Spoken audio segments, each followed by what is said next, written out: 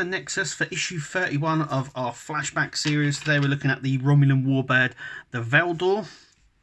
Here it is. We'll have a little closer look at that in just a second. But first, let's have a look at the magazine. So it's very in-depth. It's the Romulan Warbird that we saw in Star Trek Nemesis. It's the updated version, the new Warbird, to replace the older one. Yeah, so we get... just jumped ahead there. It's launched 2379. Disruptor cannons, torpedo launchers. It has all the Romulan weaponry that you would expect, plus a cloaking drive. It's the Imperial Romulan Warbird Valdore.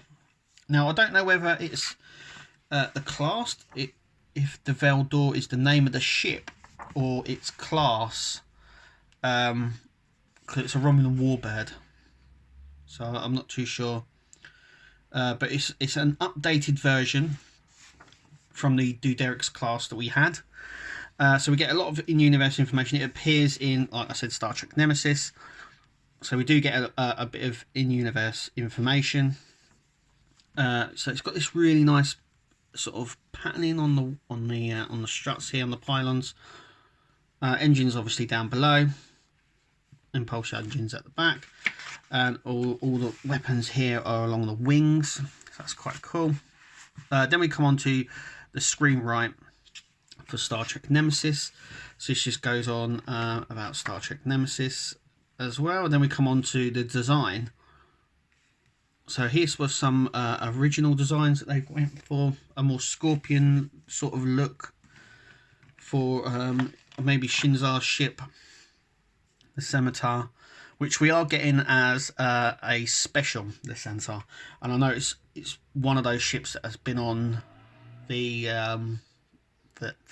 Holy Grail list for a very long time.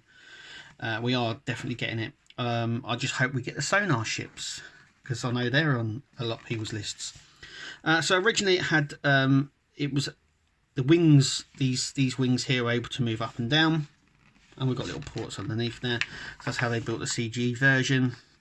Then obviously trivia. On the Nexus, we will be looking at issue 32 on our Flashback series. That'll be our next issue after this one. And we're looking at the runabout. But without further ado, let's take a look. So here we have the Romulan Warbird Valdore. So it sits really nicely on the stand. And it's quite a big model as well. Its wingspan definitely overlaps the base, as you can see. But there is some detailing on it, which is really nice. I love this this sort of detailing that we have here. Let me there we go. On the wings, I mean, there's lots of detail. Lots and lots of detail just here. And I love the detail it has. Now, because it's got so much detail, there's not a lot of die cast in this. So, yeah, there's not a lot of die cast at all. Now, I know it does have it, but I'm trying to struggle to find where, and I think it's at the back here. This this section just here maybe is die cast, but yeah, I'm struggling to find some die cast on there. So we've got some windows here, as you can see, all along the side. We've got this sort of pattern in here as well. I'm just going to put an extra light on so we can see that. On the engine there, you can see that. These bits, you know, they should have been see-through, maybe see-through plastic. So we got a bit of an engine there. But as I said, there is a lot of windows. There we go. Along this bit here. So obviously these represent windows here.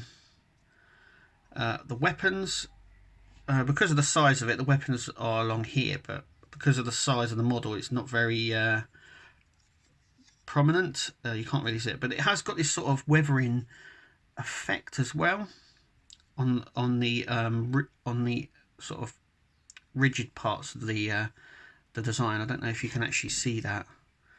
You can see it just there. So it has this sort of like weathering, dirty look to it, which is nice. Underneath, it includes the impulse engines, which I know a lot of models don't, as you can see there. And it's just really nice. Like I said, it's a nice size, as you can see. It's very light. very fragile as well.